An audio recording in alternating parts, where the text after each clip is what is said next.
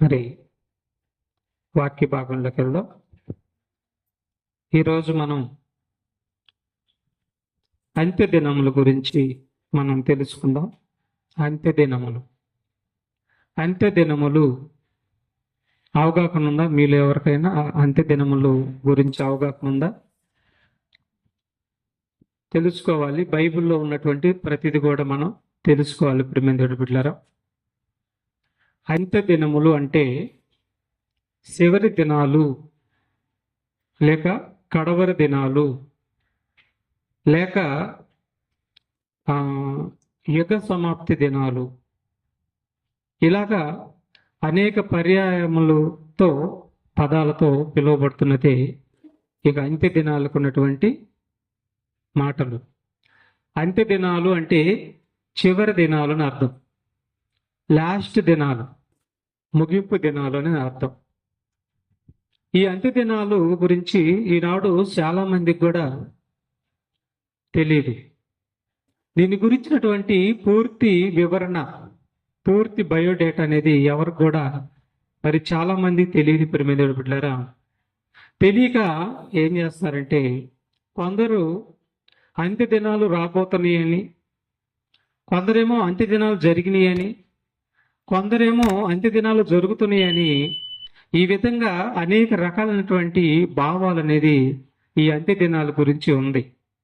కానీ మన వాస్తవాన్ని ఆలోచించితే అంత్య దినాలు అనేది ఎప్పుడు ప్రారంభమైనవి, ఎప్పుడు ముగుస్తాయి అనేది బైబిల్ మాత్రమే స్పష్టంగా గ్రహించిన వారికి మాత్రమే తెలుస్తుంది తప్ప, మిడిమిడి జ్ఞానం తెలుసుకొని ధనార్జన కోసం బోధలు చేస్తూ ఇలా చేసేవారు ఎవరికి కూడా ఈ సారాంశం అనేది అర్థం కాదు. బైబిల్ సారాంశం అర్థం కాదు. కాబట్టి ఈరోజు మనం అంత్య దినాల గురించినటువంటి వివరణ, అసలు ఎప్పుడు ప్రారంభమైనాయి, ఎప్పుడు ముగిస్తాయి, అది మనం తెలుసుకున్నాం.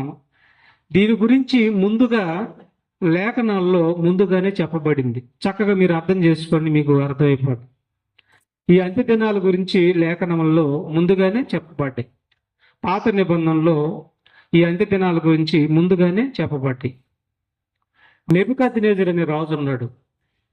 నెబుకద్నెజరు అనే రాజు. ఈ నెబుకద్నెజరు అనేటువంటి రాజు మొదటి సామ్రాజ్యం ఉన్నటువంటి బబులోను సామ్రాజ్యాన్ని పరిపాలిస్తున్నప్పుడు అతను కలలు కంటాడు. ఈ మొదటి సామ్రాజ్యం ఉన్నటువంటి బబులోను సామ్రాజ్యం పరిపాలిస్తున్నప్పుడు, ప్రపంచాన్ని పరిపాలిస్తున్నప్పుడు ఆయనకి కళలు వస్తాయి. ఆయన కళలు వచ్చినప్పుడు ఆ కళల భావము బెల్షాజరు అంటే దానియేలు చెప్తాడు. సారి చూద్దాం అంత్య దినాల గురించి. మరి దానియేలు గ్రంథంలో ముందుగా చెప్పబడినటువంటి మాటల్ని మనం చూద్దాం. దానియేలు గ్రంథం 2వ అధ్యాయము 28వ వచనం నుంచి 25 నుంచి చూద్దాం. 25 నుంచి చూద్దాం, చక్కగా అర్థమైంది మనకి. దానియేలు గ్రంథము 2వ అధ్యాయము 25 నుంచి. జాగ్రత్తగా మీరు బైబిల్ పరిశీలించండి. చాలా మందికి ఈ విషయం తెలియదు. ప్రియమైన బిడ్డలారా, దీని గురించినటువంటి అవగాహన అనేది తక్కువగా ఉండిద్ది. చూడండి. రాజునకు భావం తెలియజెప్పగల ఒక మనుషుని కావున అర్యోకు రాజునకు భావం తెలియజెప్పగల ఒక మనుషుని చెరపట్టబడిన యూదులలో నేను కనుగొంటినని రాజు సమ్మూఖమున మనవి చేసి దానియేలును త్వరగా రాజు సన్నిధికి తోడుకొని పోయాను. చూసారా, రాజు నేను చూసిన కలయు దాని భావమును తెలియజెప్పుట నీకు శక్యమా అని అడిగాడు. నేను కలగన్నాను, దాని భావము చెప్పటం నీకు కుదిరిద్దా, నీ వల్ల అయిద్దా అని అడిగాడండి దానియేలుని. అప్పుడు బెల్షాజరు అను దానియేలును అడగక దానియేలు రాజు సమ్మూఖంలో ఇలాగ ప్రత్యుత్తరం ఇచ్చాను. రాజు అడిగిన ఈ మర్మము జ్ఞానులైనను, అంటే ఈ లోకపు జ్ఞానులైనను అర్థం, జ్ఞానులైనను, గారడి విద్య గలవారైనను, శకునగాండ్రైనను, జ్యోతిష్కులైనను, తెలియజెప్ప జాలరు. అయితే మర్మములను బయలుపరచగల దేవుడొకడు పరలోకమందున్నాడు. చూసారా, ఇక్కడ పాయింట్ని అర్థం చేసుకుంటే, అయితే మర్మములను బయలుపరచగల దేవుడొకడు పరలోకమందున్నాడు, అంత్య దినములయందు. చూసారా, పదం వచ్చింది మనకి, అంత్య దినములయందు కలగబోవు దానిని ఆయన రాజుకు నెబుకద్నెజరుకు తెలియజేసెను. చూసారా, ఎప్పుడు జరగబోయే తెలియజేశాడంట? అంత్య దినములలో జరగబోయే దాన్ని రాజుకు నెబుకద్నెజరుకి తెలియపరిచాడు.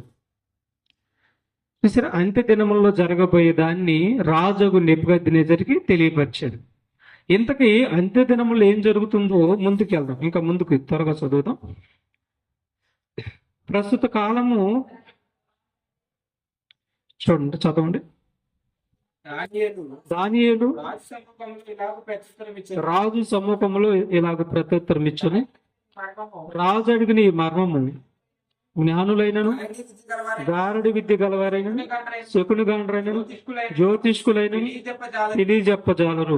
అయితే మర్మములను బయలుపరచగల దేవుడొకడు పరలోకమందున్నాడు, అంత్య దినముల యందు కలగబోవు దానిని ఆయన రాజుకు నెబుకద్నెజరునకు తెలియజేసును.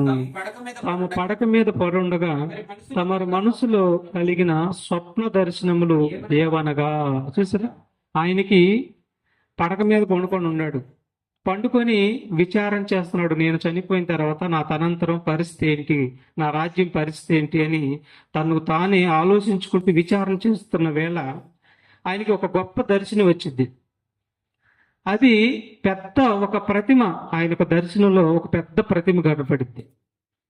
ఈ పెద్ద ప్రతిమ కనపడినప్పుడు ఆ ప్రతిమ తలేమో బంగారం, తర్వాత 4 లోహాలు కలిగినటువంటి ప్రతిమది. తల బంగారం. తర్వాత చూడండి, చదువుకుంటూ పోదాం, 45 వరకు చదువుతాం, క్లారిటీగా అర్థమైంది మనకు. 31 నుంచి. రాజా తాము చూచుండగా బ్రహ్మాండముకు ఒక ప్రతిమ కనబడింది కదా. ఈ గొప్ప ప్రతిమ మహాప్రకాశమును భయంకరమునైన రూపమును గలదై తమరి ఎదుట నిలిచెను. ఆ ప్రతిమ యొక్క శిరస్సు మేలిమి బంగారమయమైనదియు, దాని రొమ్మును భుజములను వెండివియు, దాని ఉదరమును తొడలను ఇత్తడివియు, దాని మోకాళ్ళు ఇనుపవియు, దాని పాదములలో ఒక భాగము ఇనుపదియు, ఒక భాగము మట్టిదియునై ఉండెను. మరియు చేతి సహాయం లేక తీయబడిన ఒక రాయి ఇనుమును మట్టి కలిసిన ఆ ప్రతిమ యొక్క పాదం మీద పడి దాని పాదములను పుత్తు నీళ్లుగా విరగొట్టినట్టు తమకు కనబడెను. అంతటా ఇనుమును మట్టియు ఇత్తడియు వెండియు బంగారమును ఏకంగా దంచబడి కళ్ళములోని చెత్త వలె కాగా వాటికి స్థలం ఎచ్చటను దొరకకుండా గాలి వాటిని కొట్టుకొని పోయేను. ప్రతిమను విరగొట్టిన ఆ రాయి సర్వభూతలమంతా మహాపర్వతమాయను. తాము కన్నిన కల ఇదే, దాని భావము రాజు సమ్ముఖమున మేము తెలియజెప్పేదము. రాజా పరలోకమందున్న దేవుడు రాజ్యమును అధికారమును బలమును ఘనతయు తమరికి అనుగ్రహించి ఉన్నాడు. తమరు రాజులకు రాజై ఉన్నారు. ఆయన మనుషులు నివసించు ప్రతి స్థలమందును మనుషులనేమి భూజంతువులనేమి ఆకాశ పక్షులనేమి అన్నిటినీ ఆయన తమరి చేతికి అప్పగించి ఉన్నాడు. వారందరి మీద తమరికి ప్రభుత్వము అనుగ్రహించి ఉన్నాడు.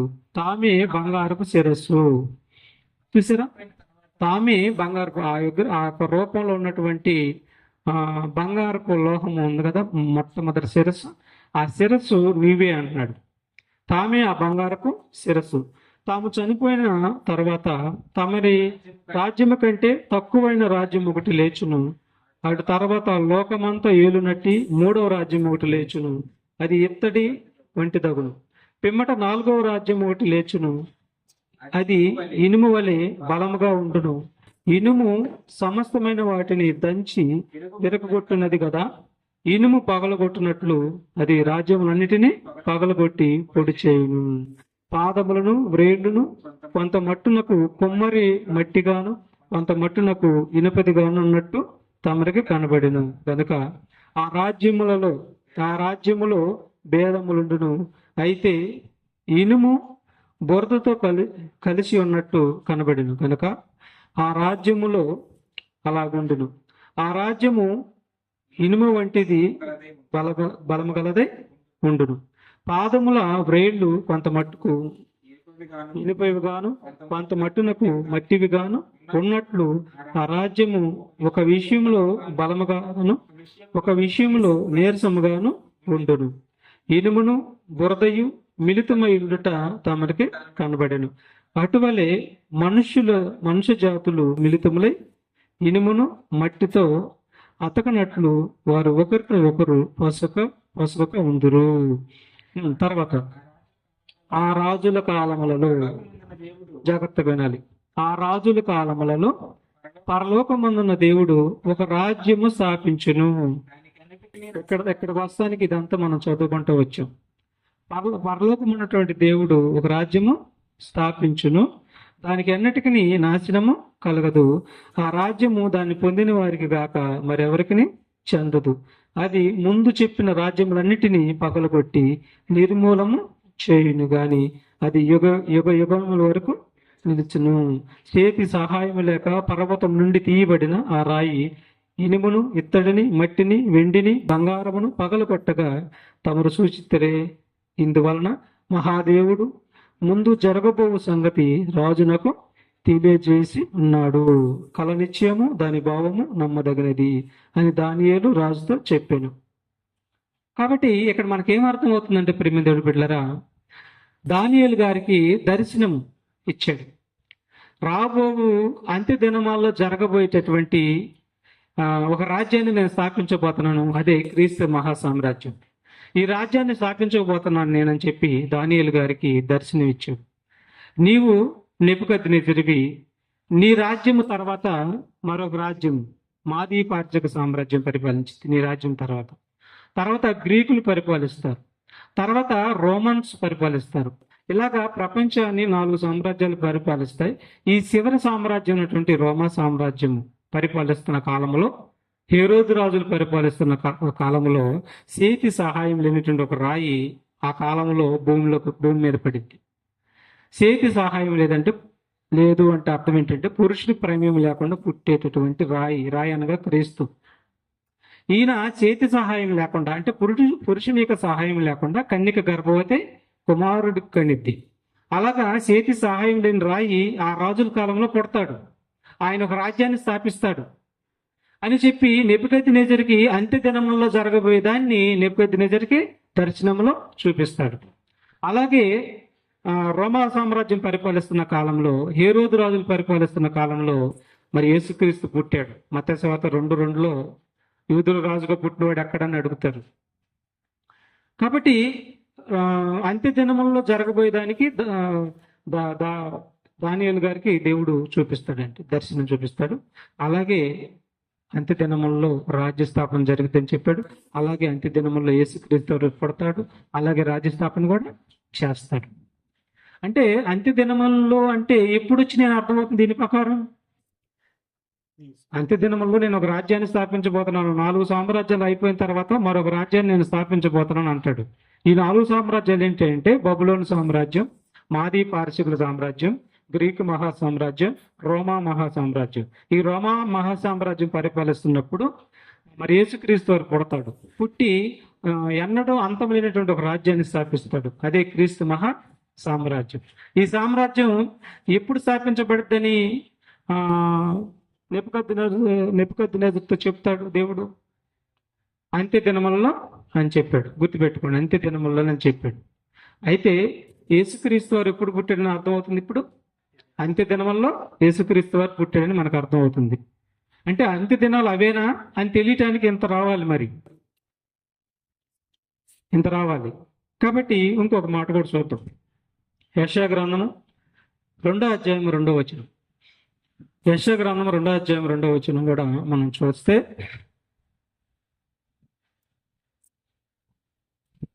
అంత్య దినములలో సంఘం గురించి చెప్తున్నాడండి, సంఘ స్థాపన గురించి చెప్తున్నాడు. అంత్య దినములలో పర్వతముల పైన యెహోవా మందిర పర్వతము శిఖరమున పర్వత శిఖరమున స్థిరపరచబడి స్థిరపరచబడి కొండల కంటే ఎత్తుగా ఎత్తబడు. కొండల కంటే ఎత్తుగా ఎత్తబడును. ప్రవాహము వచ్చినట్లు ప్రవాహము వచ్చినట్లు అన్ని జనులు సమస్త అన్ని జనులు దానిలోనికి వచ్చేదరు. దేనిలోనికి వచ్చేదరు?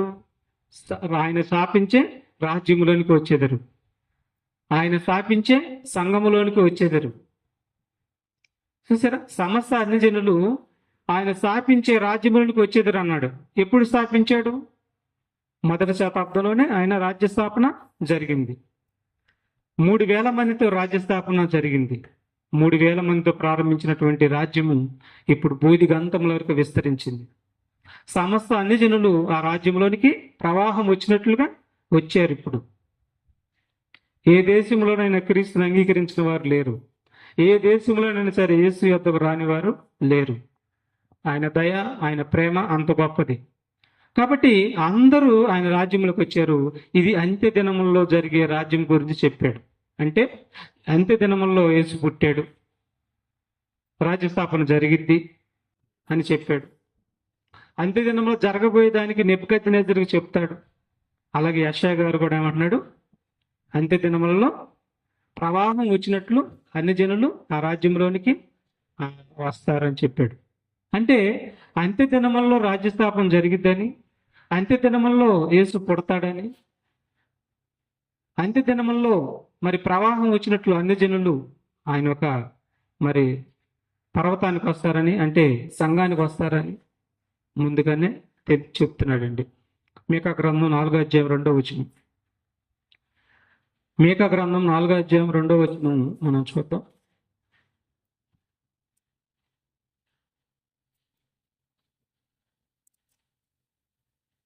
కాబట్టి ఉమ్. ఆ కాలమున కాబట్టి ఆ కాలమున కాబట్టి ఆ కాలమున అన్ని జనులు అనేకులు వచ్చి సియోనుల నుండి ధర్మశాస్త్రము, యెరూషలేముల నుండి యెహోవా వాక్కును బయలు వెళ్ళును. యాకోబు దేవుని మందిరమునకు, యెహోవా పర్వతము యెహోవా పర్వతమునకు మనం వెళుదాం రండి అని ఆయన తన ఆయన తన మార్గముల విషయమై మనకు బోధించును. మనం ఆయన త్రోవలలో నడుచుకుందామని చెప్పుకొందరు. చూసారేమన్నాడు ఇక్కడ? ఏమంటున్నారంట? కాబట్టి ఆ కాలమున, ఏ కాలమున? అంత్య దినమున యేసు రాజ్యస్థాపన చేసినప్పుడు, యేసు పుట్టిన తర్వాత రాజ్యస్థాపన చేసినప్పుడు, యేసు పుట్టిన కాలంలో మొదటి శతాబ్దంలో ఆ కాలమున అన్ని జనులు అనేకులు వచ్చి సియోనుల నుండి ధర్మశాస్త్రమును, యెరూషలేముల నుండి యెహోవా వాక్కును బయలు వెళ్ళును. యాకోబు దేవుని మందిరమునకు, యెహోవా పర్వతమునకు మనం వెళ్ళుదాము రండి. దేవుడి మందిరం అంటే సంఘం. దేవుడి మందిరం అంటే సంఘం. దేవుడి మందిరం అంటే సంఘం. కాబట్టి దేవుని మందిరమునకు, యెహోవా పర్వతమునకు అంటే ఆయన రాజ్యమునకు మనము వెళ్ళుదాము రండి. ఆయన తన మార్గముల విషయమై మనకు బోధించును. మనము ఆయన త్రోవలలో నడుచుకుందాము అని చెప్పుకొందురు. చూసారా, అంత్య దినముల్లో ఆయన త్రోవని స్థిరపరుస్తానంటున్నాడు. ఏసే మార్గము, సత్యము, జీవము. అంత్య దినముల్లో ప్రవాహం వచ్చినట్లుగా అన్ని జనులు ఆ యొక్క మందిరానికి వస్తారని చెప్తున్నాడండి. కాబట్టి నెబుకద్నెజరు చెప్పినటువంటి ఆ యొక్క కళ, భావం అంత్య దినంలో జరగబోయే దాని గురించి చెప్పాడు. అలాగే అంత్య దినంలో చేతి సహాయమైనటువంటి రాయి పుట్టింది. ఆ రాయ పెరిగి పెద్దదై రాజ్యస్థాపన చేసింది. రాజ్యస్థాపన చేసి ఈనాడు బూదిగంతంలోకి విస్తరించేసింది. అదే సంఘం. పర్వతం అంతా విస్తరించేసింది సంఘం. ఆ సంఘానికి లేక ఆ పర్వతానికి, ఆ పర్వత శిఖరమునకు అన్ని జనులు ప్రవాహము వచ్చినట్లుగా వస్తారని చెప్పాడండి. అదే విధంగా మరి ఆనాటి నుండి ఈనాటి వరకు కూడా అనేకులైనటువంటి వారు ఆ పర్వతానికి వస్తున్నారు, అంటే ఆ సంఘానికి వస్తున్నారు. కాబట్టి యెరూషలేముల నుంచి దేవుడి వాక్కు బయలుదేరింది అన్నాడు కదా. బయలుదేరిందా? ఎలా బయలుదేరింది? యెరూషలేముల నుంచి మీరు సర్వ సృష్టికి వెళ్ళి సువార్తని ప్రకటించండి. అలా బయలుదేరింది. అలా వెళ్ళిన వాళ్ళు అందరూ ఏం చేశారు? సువార్తని చెప్పారు. సువార్త చెప్పి వాళ్ళందరూ ఎక్కడికి వచ్చారు? పర్వతానికి వచ్చారు, అంటే మందిరానికి, అంటే సంఘానికి వచ్చారనమాట. ఈ విధంగా దానియేలు ద్వారా కళ చూపించినటువంటి కళభావము నెరవేర్పు అనేది జరిగింది. అలాగే రాజ్యస్థాపన జరిగింది. అది అంత్య దినంలో జరిగింది. అంత్య దినంలో కూడా యేసుక్రీస్తు వారు పుట్టాడండి. అపోస్తుల కార్యాలు 20 అధ్యాయము 28వ వచనం కూడా చూద్దాం. అపోస్తుల కార్యాలు 20 అధ్యాయం 28వ వచనం. దేవుడు తన స్వరక్తం ఇచ్చి సంపాదించిన తన సంఘమును కాయుటకు చూసారా, దేవుడు తన స్వరక్తం ఇచ్చి తన సంగమును కాయుటకు పరిశుద్ధాత్మ మిమ్మును దేనియందు అధ్యక్షులుగా ఏమిటి? ఉంచెను. దేవుడు తన స్వరక్తం ఇచ్చి సంపాదించిన తన సంఘము అన్నాడు. దేవుడు తన స్వరక్తం ఇచ్చి సంపాదించిన సంఘం.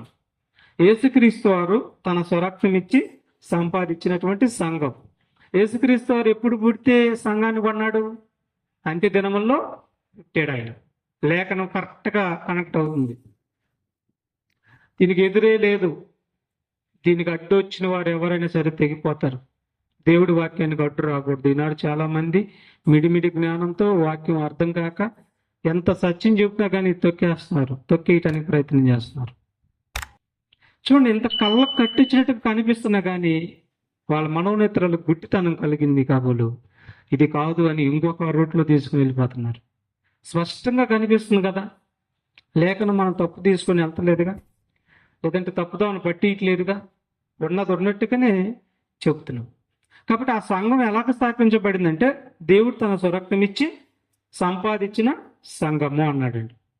అంటే రక్తం ఇచ్చి ప్రతి వంశంలోను ప్రతి జాతిలోను మనుషులందరినీ కొన్నాడు. ఎప్పుడు కొన్నాడు? మొదటి శతాబ్దంలోనే ఆయన రక్తము ఇవ్వటం అనేది జరిగింది. ఇప్పటి వరకు కొంటూనే ఉన్నాడు ఆయన. కొలస్సీ పత్రిక చూడండి, 1వ అధ్యాయం 13వ వచనంలో అలా కొని ఆయన సంఘముగా చేసుకున్నాడు. కొలస్సీ పత్రిక 1వ అధ్యాయము 13వ వచనం. ఆయన మనలను అంధకార సంబంధమైన చూడండి ఎలాగా తన సంఘంగా చేసుకున్నాడంటే ఆయన మనలను అంధకార సంబంధమైన అధికారముల నుండి అంటే పాపములో బంధించబడ్డం. ఒకప్పుడు అంధకార సంబంధం, చీకటి సంబంధమైనటువంటి అధికారం అంటే అపవాది సాతాను అధికారం నుండి మనలను విడుదల చేసి ఎలా విడుదల చేశాడు? రక్తం ఇచ్చి ప్రాణం పెట్టి విడుదల చేసి తాను ప్రేమించిన తన కుమారుని యొక్క రాజ్య నివాసులుగా చేసింది. ఎప్పుడు చేశాడు? మొదటి శతాబ్దంలోనే చేశాడు. అంటే అంత్య దినముల్లోనే యేసు పుట్టాడు. అంత్య దినముల్లోనే రాజ్య స్థాపన జరిగింది, చేసింది. అంటే మనం ఆయన రాజ్య సంబంధం అనమాట. ఎవరైతే ఆయన రక్తం ఇచ్చి కొనబడ్డారో, ఎవరైతే ఆయన విశ్వసిస్తారో, ఎవరైతే విశ్వసించి నమ్మి బాప్తిసం తీసుకుంటారో వాళ్ళందరూ కూడా ఆయన రాజ్యం, ఆయన సంఘం అనమాట. రక్తం ఇచ్చి కొన్నాడు. కాబట్టి ప్రకటన గ్రంథము 1వ అధ్యాయం 9వ వచనం కూడా చూడండి. ప్రకటన గ్రంథము 1వ అధ్యాయము 9వ వచనం కూడా మనం చూడగలిగితే, నీ సహోదరుడును యేసును బట్టి కలుగు శ్రమలోను రాజ్యములోను సహనములోను పాలివాడునైనా యోహానును నేను. చూసారా, ఈయన దేంట్లో పాగస్తుడేనంట? ఈయన దేనిలో పాలిభాగస్తుడేనంట? రాజ్యములో. నన్ను చూసారా, రాజ్యము. చాలా మంది ఏమంటారంటే రాజ్యం స్థాపన జరగలేదు, రాజ్య స్థాపన జరగబోతుంది అంటున్నారు. అర్థమవుతుందా? రాజ్య స్థాపన జరగబోతుంది అంటున్నారు. ఎప్పుడు? యేసు రెండో రాకడలో వచ్చిన తర్వాత అప్పుడు రాజ్య స్థాపన జరుగుతుంది. అప్పుడు 7 ఏండ్ల శ్రమలు, 7 ఏండ్ల విందు కాలం జరుగుతుంది అని చెప్పటం అనేది జరుగుతుంది. కానీ బైబిల్ దానికి ఆమోదిస్తలేదు. ఇక్కడ ఏమన్నాడంటే ఆయన రాజ్యములోను శ్రమలో సహనములోను పాలివాడునైనా యోహానును నేను. చూసారా, ఆయన రాజ్యములో సహనములో బాధల్లో కష్టాల్లో రాజ్యంలో పాలిభాగస్తుడేనంట యోహాను. అంటే ఆయన రాజ్య స్థాపన చేయకపోతే ఆయన రాజ్యంలో పాలిభాగస్తుడు అవుతాడా? మరి ఆయన ఎప్పుడో అంత్య దినాలు రాబోతున్నాయని చెప్తే, ఎప్పుడో రాజ్యస్థాపన చేస్తున్నాడని చెప్తే మరి ఈ పాదాన్ని ఎందుకు వాడాడు? కాబట్టి ఆయన మొదటి శతాబ్దంలోనే యేసుక్రీస్తు వారు పుట్టినప్పుడే రాజ్యస్థాపన చేశాడు. దానియేలు గారు చెప్పినటువంటి, నెబుకద్నెజరు చెప్పినటువంటి కలభావము అంత్య దినముల్లో జరగబోయేదాన్ని దేవుడు తెలియపరిచాడు. ఆ విధంగా మరి ఆ భావం అనేది నెరవేర్పు జరిగింది. సంఘం స్థాపించబడింది. ఈనాడు భూదిగంతం వరకు విస్తరించింది. ఇది అంత్య దినమానంలో స్థాపించబడింది. ఇంకో మాట కూడా చూద్దాం. ఏవేలు గ్రంథం 2వ అధ్యాయం 28వ వచనంలో. ఏవేలు గ్రంథము 22వ అధ్యాయం 28వ వచనం చూద్దాం. అంత్య దినముల్లో జరగబోయే దాని గురించి ఇక్కడ ఏవేలు గారి ద్వారా తెలియపరుస్తాడండి. ఆత్మ కొమ్మరింపు గురించి చెప్తాడు ఈడ. 28. 2వ అధ్యాయం 28వ వచనం. తర్వాత నేను సర్వజనుల మీద ఆత్మను కుమ్మరింతును. నా ఆత్మను కొమ్మరింతును, మీ కుమారులను, మీ కుమారులను మీ కుమార్తెలను ప్రవచనము చెప్పుదురు, మీ ముసలివారు కలలు గందురు, మీ యవనులు దర్శనములు చూతురు. ఆ దినములలో ఏ దినములలో అన్నాడు. ఆ దినములు ఏ దినములలో అంటే పర్టికులర్ గా అపోస్తుల కార్యం 2వ అధ్యాయం 16 నుంచి చదువుదాం మనం. ముందు దీన్ని కంటిన్యూ చేయండి, చక్కగా అర్థమైంది. ఆ దినములు అంటే ఏ దినంలో చెప్తాడు. ఆ దినములలో నేను పనివారి మీదను పనికత్తెల మీదను నా ఆత్మను కుమ్మరించెదను, మరియు ఆకాశమందును భూమి అందును మహత్కార్యములను అనగా రక్తమును అగ్నిని ధూమ స్తంభములను గణపరిచెదను. యెహోవా యొక్క భయంకరమైన ఆ మహాదినము రాక మునుపు సూర్యుడు తేజోహీనుడగును, చంద్రుడు రక్తవర్ణుడగును. యెహోవా సెలవిచ్చినట్లు సియోను కొండ మీదను యెరూషలేములోను తప్పించుకుని వారందరూ శేషించిన వారిలో యెహోవాను పిలుచువారు కనపడుదురు. ఆ దినమున యెహోవా నామమును బట్టి ఆయనకు ప్రార్థన చేయవారందరూ, అదిగో చూసారా, ఆయనకు ప్రార్థన చేయవారందరూ కూడా రక్షణ పొందుకుంటారు అన్నాడు. యేసు గురించి, ఆయన పరిశుద్ధాత్మ గురించి, ఆయన చెప్తే రాజ్య స్థాపన గురించి, కొత్త నిబంధనలు జరగబోయే దాని గురించి ముందుగానే ఏవేలు ప్రవక్త ద్వారా తెలియపరుస్తున్నాడు. కాబట్టి ఇప్పుడు అంత్య దినముల్లో ఆ దినముల్లో నా ఆత్మను కొమ్మరిస్తానని చెప్పాడా.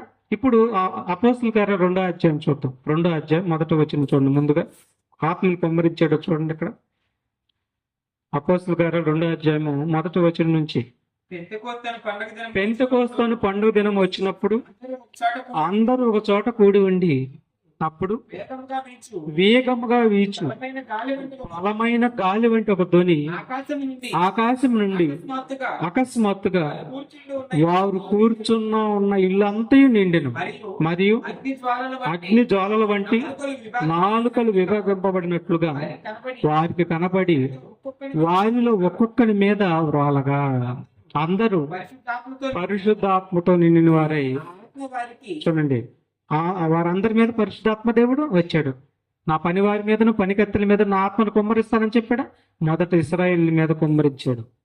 వారు భాషలతో, శిష్యుల మీద వచ్చింది, వారి భాషలతో మాట్లాడారు. అలా మాట్లాడుకుంటూ వస్తారు.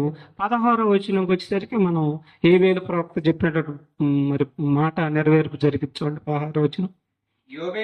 ఏవేలు ప్రవక్త ద్వారా, బాగా వినండి, మనకి ఏంటంటే కరెక్ట్ గా కనెక్ట్ అవ్వాలి.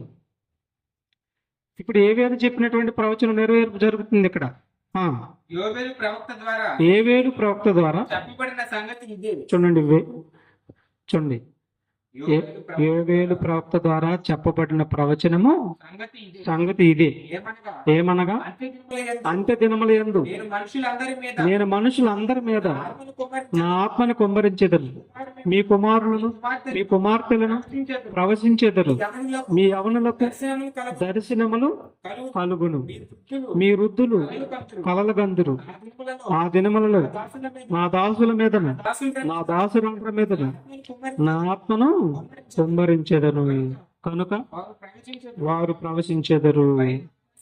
చూడండి, ఈ విధంగా మీరు 20వ వచనం వరకు మీరు చదువుకోండి, 21 వరకు మీరు రాసుకోండి. ఏవేలు ప్రవచనం నెరవేర్పు పర్టికులర్ గా తెలిసిపోతుంది. అంటే ఏ దినముల యందు ఆత్మను కుమ్మరించాడు? అంత్య దినముల యందు ఆయన. ఆ దినముల యందు అన్నారు కదా, ఏ దినములు ఏందంటే అంత్య దినములు యందు. ఇక్కడ ఏవేలు ప్రవక్త ద్వారా చెప్పబడినటువంటి ప్రవచన నెరవేర్పు జరిగింది. ఎప్పుడు జరిగింది నెరవేర్పు? అంత్య దినములలో నెరవేర్పు జరిగింది. ఇక్కడ అంటాడు కదా, 2వ వచనం అన్నాడు చూడండి, 16వ వచనంలో ఏవేలు ప్రవక్త ద్వారా చెప్పబడిన సంగతి ఇదే, ఏమనగా అంత్య దినముల యందు అన్నాడు. చూసారా? అంటే ఆత్మ వీళ్ళ మీద ఎప్పుడు కుమ్మరించబడింది? అంత్య దినముల యందు కుమ్మరించబడింది. పర్టికులర్గా చెప్పేశాడు ఇక్కడ. మీరు బాగా బైబిల్ చదవండి. అబద్ధ బోధులు ప్రపంచాన్ని ఏలుతున్నాయి ఇప్పుడు. సత్యం చెప్తున్నా కానీ నమ్మట్లేదు. ఎంత విడ్డూరం. అందుకని మీరు బాగా నేర్చుకోవాలి. విడిచిపెట్టారంటే మాత్రం అర్థం కాదు వాక్యం. బాగా నేర్చుకోవాలి. ఇప్పుడు మరొక మాట చూద్దామండి. హెబ్రీ పత్రిక మొదటి అధ్యాయము. హెబ్రీ పత్రిక మొదటి అధ్యాయము 1వ వచనం 2వ వచనం మనం చదువుకున్నాం. పూర్వకాలమందు నానా సమయంలో నానా విధములుగాను ప్రవక్తల ద్వారా మన పితరులతో మాట్లాడిన దేవుడు ఈ దినముల అంతమందు కుమారుని ద్వారా మాట్లాడండి. మనతో మాట్లాడి బాగా అర్థం చేసుకోండి. ఈ దినముల అంతమందు చివరి దినాల్లో, లేదంటే అంత్య దినాల్లో కుమారుని ద్వారా మనతో మాట్లాడాను అన్నాడండి. అంటే యెషయా గారు చెప్పింది, ఏబేలు గారు చెప్పింది, నెబుకద్నెజరుకి దర్శనంలో వచ్చినటువంటి రాజ్య స్థాపన, ఇవన్నీ కూడా అంత్య దినాల్లోనే జరుగుతాయని చెప్పాడు. అంత్య దినాల్లో జరిగినాయి. రాజ్య స్థాపన జరిగింది. పరిశుద్ధాత్మ కుమ్మరింపు అంత్య దినంలో జరిగింది. యేసుక్రీస్తు వారు కూడా పుట్టడం జరిగింది అంత్య దినాల్లో. ఆయన మాట్లాడటం కూడా జరిగింది. అర్థం చేసుకోండి. ఇప్పుడు ఇంకో మాట చూద్దాం. హెబ్రీ పత్రిక 9వ అధ్యాయము 96వ వచనం 26వ వచనం చూద్దాం. హెబ్రీ పత్రిక 9:26. అట్లైన ఎడల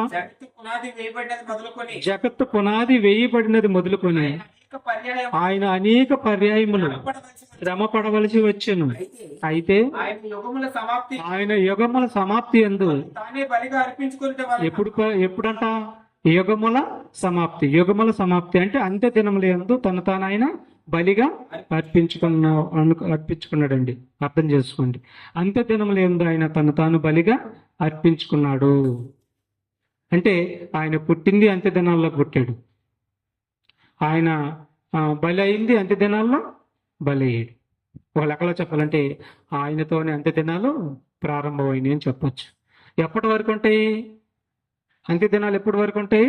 యుగాంతం వరకు అంత్య దినాలు ఉంటాయి. అంటే చివరి దినాలే కాదు. రోమపత్రికలు ఏమంటాడు? సృష్టి ఎలా ఉందంట? మూలుగుతుందంట, ప్రసవ వేదన పడుతుందంట. చివరి స్టేజీకి వచ్చేసింది సృష్టి అంతా. మూలుగుతుందంట సృష్టి అంతా. భారం చివరికి వచ్చేసింది. కాబట్టి మనం అంత్య దినాల్లో ఉన్నప్పుడు ఏమైంది బిడ్డారా? అంత్య దినాలు మొదటి శతాబ్దంలోనే ప్రారంభమైనవి. ఇది బైబిల్ చెబుతున్నటువంటి సత్యం. తర్వాత మొదటి పేతురు పత్రిక మొదటి అధ్యాయం 21వ వచనం. మొదటి పేతురు పత్రిక మొదటి అధ్యాయం 21వ వచనం కూడా చూద్దాం.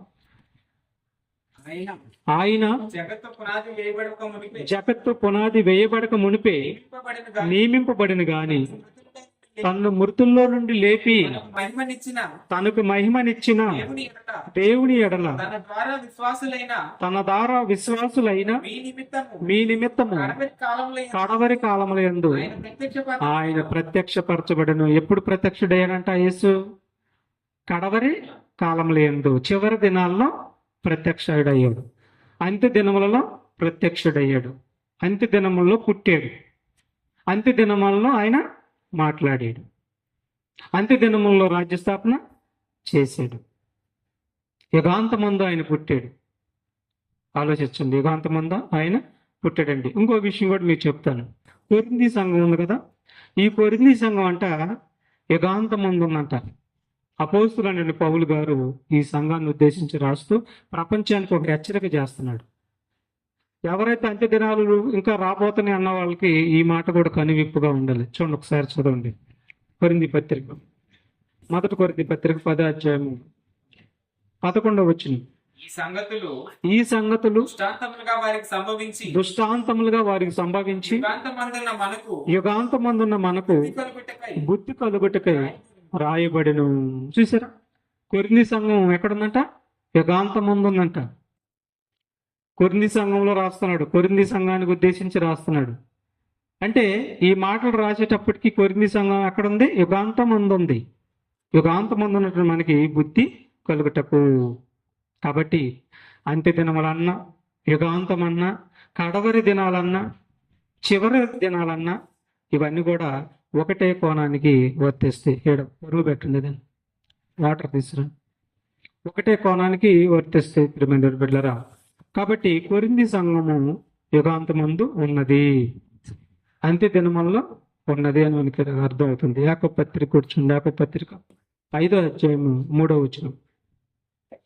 యాకోబు పత్రిక 5వ అధ్యాయం 3వ వచనం.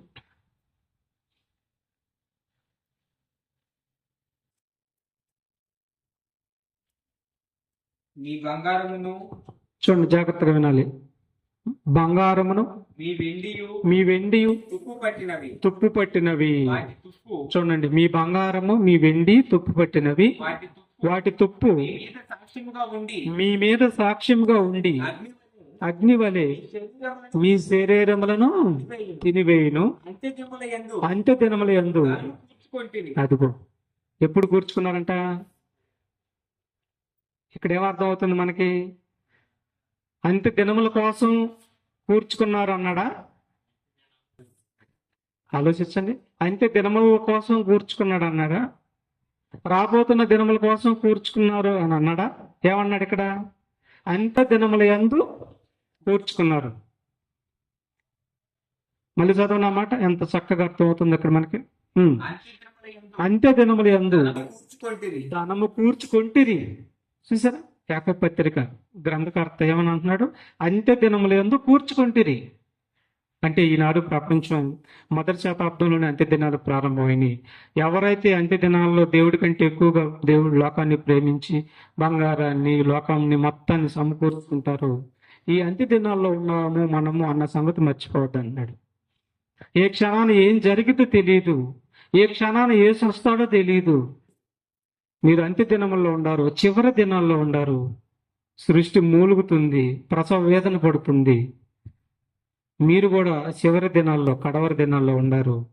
జాగ్రత్తగా ఉండని చెప్పి యాకోబు గారు అంటున్నాడండి. కాబట్టి యాకోబు గారు ఏమన్నాడు? అంత్య దినముల్లో మీరు ధనమును కూర్చుకుంటారు. అంటే అంత్య దినముల్లో అంటే అప్పుడే మొదటి శతాబ్దంలోనే అంత్య దినముల్లో ఈ దినాల్లో మీరు ధనమును కూర్చుకుంటారని అంటున్నాడు.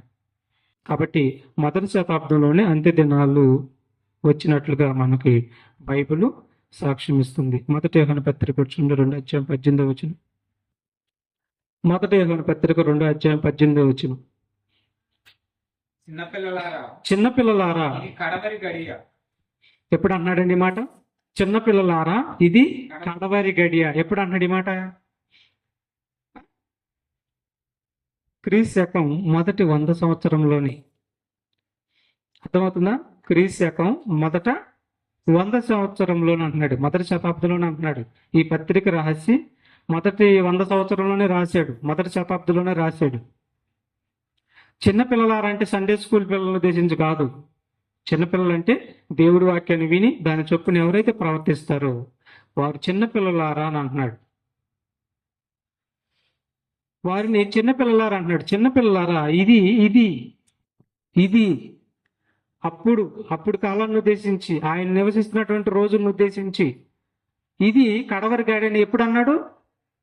మొదట 100 సంవత్సరాల్లోనే ఆ మాట అన్నాడు. ఇప్పటికి ఆ మాట ఎన్ని వేల సంవత్సరాలు అవుతుంది చెప్పండి? యేసు పుట్టి ఎన్ని వేల సంవత్సరాలు ఇప్పటికి? బైబిల్ కొత్త నిబంధన రాసి ఎన్ని వేల సంవత్సరాలు? కొత్త నిబంధన రాసి మొదటి 100 సంవత్సరాల్లోనే కొత్త నిబంధన రాశాడు. యాకోబు గారు పలుకుతున్నటువంటి ఇది కడవరి గడి అని పలుకుతున్నది మొదటి 100 సంవత్సరంలోనే పలికాడు. కాబట్టి ఇప్పుడు ఎన్ని వేల సంవత్సరాలు యేసు పుట్టి? 2000 సంవత్సరాలు పైబడింది. కాబట్టి 2000 సంవత్సరాల క్రితమే కడవరి దినాలు అని యాకోబు గారు అంటున్నాడు. కాబట్టి అంత్య దినాలన్నా, కడవరి దినాలన్నా, యుగాంత దినాలన్నా ఇవన్నీ కూడా మరి ఒకటే. అవి మొదటి శతాబ్దంలోనే ప్రారంభించబడ్డాయి. మరొక మాట చూద్దాం. ప్రకటన గ్రంథం 22:19-20 మనం చూడగలిగితే బైబిల్లో ఉన్నటువంటి సత్యాన్ని తీసివేసిన, ఉన్నది తీసేసిన, లేనిది కలిపిన వారు ఎంతటి వారైనా దేవుడికి లక్ష్యం లేదు. దేవుడు వాక్య ప్రకారం నడిస్తే, వాక్యములో ఉన్న ప్రకారం ప్రవర్తిస్తే ఊరుకుంటాడు తప్ప, వాక్యములు లేనిది ఉన్నట్టుగా, ఉన్నది లేనట్టుగా చెబితే వారు ఎంతటి వారినైనా ఏమంటున్నాడో చదవండి ఒక మాట. ఎవడైనను ఎవడైనను ఈ ప్రవచన గ్రంథమందున్న ఎవడైనను అంటే చిన్న బోధకుడా, పెద్ద బోధకుడా, అతనికి 1,00,000 మంది ఫాలోవర్స్ ఉన్నారా, 2,00,000 మంది ఫాలోవర్స్ ఉన్నారా, కోట్ల మంది ఫాలోవర్స్ ఉన్నారా, ఇవన్నీ నాకొద్దు. నాకు నా వాక్యం కలిగి నడుస్తున్నాడా, సత్యము ఉన్నది ఉన్నట్టుగా బోధించుతూ క్రమం తప్పకుండా సత్యం ఉన్నది ఉన్నట్టుగా బోధిస్తున్నాడా, ఇది నాకు కావాలి. లేనిది కలుపుతున్నాడా, లేదు ఉన్నది తీసేస్తున్నాడా, అయితే నాకొద్దు అని అంటూ ఏమన్నాడు చూడండి. ఎవడైనను ఈ ప్రవచన గ్రంథమందున్న వాక్యములలో ఏదైనాను తీసివేసిన ఎడల, ఈ దేవుడి గ్రంథంలో రాయబడినవన్నీ జీవవృక్షంలోను పరిశుద్ధ పట్టణంలోను వానికి పాలు లేకుండా చేస్తానంటాడండి. చూసారా, బైబిల్లో ఉన్నది తప్పించినా పోతారన్నాడు. వాళ్ళు ఎంత టోళ్ళైనా కావచ్చు, వాళ్ళు ఎంత టోళ్ళైనా కావచ్చు, బైబిల్లో తప్పించిన, బైబిల్ లేనిది బోధించినా అవుట్ ఎగిరిపోతారని చెప్తున్నాడు. చూసారా ఎంత ప్రమాదం ఉందో. కానీ ఈనాడు భయం లేదు, ఎవరికి భయం లేదు, భయం అనేది లేదు. లేక ధనార్జన కోసం తనకి మట్టి పొరలు ఉన్నటువంటి బోధన బోధించుకుంటూ ఆత్మ సంబంధమైన బోధన పక్కన పెట్టేసి వారి మైండ్లో ఉన్న బోధన బోధించుకుంటూ వెళ్ళిపోతూ సత్యాన్ని తొక్కుతూ వాళ్ళు వెళ్ళిపోతున్నారు. కాబట్టి వీళ్ళకి పరిశుద్ధ పట్టణంలో పాలు పంపులు లేకుండా చేస్తాను. చివరిగా మాట చదువుకున్నాం. ఒక మాట సామెతల గ్రంథం 30 చూడండి, చివరి మాట. సామెతల గ్రంథం 30 ఆయన మాటలతో ఏమీ చేర్చకము, ఆయన నిన్ను గద్దించునేమో. చూసారా, ఆయన మాటలతో ఏమి కూడా చేర్చొద్దు, తీసేయొద్దు, లేనిది ఉన్నట్టుగా చేర్చొద్దు. ఆయన మాటలతో ఏం కుసురులు కలపొద్దు. ఆయన మాటలతో ఏమీ నువ్వు చేర్చొద్దు. ఆయన నిన్ను గద్దించునేమో, అప్పుడు నీవు అబద్ధికుడు అవుదువు. చూసారా ఏమన్నాడు, ఆయన మాటలతో కలిపిన, ఉన్నది తీసేసిన, లేనిది కలిపిన నీవెవరివి, అబద్ధికుడు. అబద్ధికులు అందరూ ఏడకపోతారని బైబిల్ చెబుతున్న ప్రకటన గ్రంథం. అబద్ధికులందరూ అగ్ని గంధకములతో కాలిపోతారని చెప్తున్నాడు. అబద్ధ బోధ చేసిన అగ్ని గంధకములతో కాలిపోతారని చెప్తున్నాడు. కాబట్టి ప్రియమైన దేవుని బిడ్డలారా, మరి ఈ బోధన మనం సత్య సంబంధమైన బోధ మనం చేసేది జాగ్రత్తగా పరిశీలించండి. మీరు కూడా ప్రయోజకులు కాండి, మీరు కూడా బాగా నేర్చుకోండి, 10 మందికి చెప్పండి.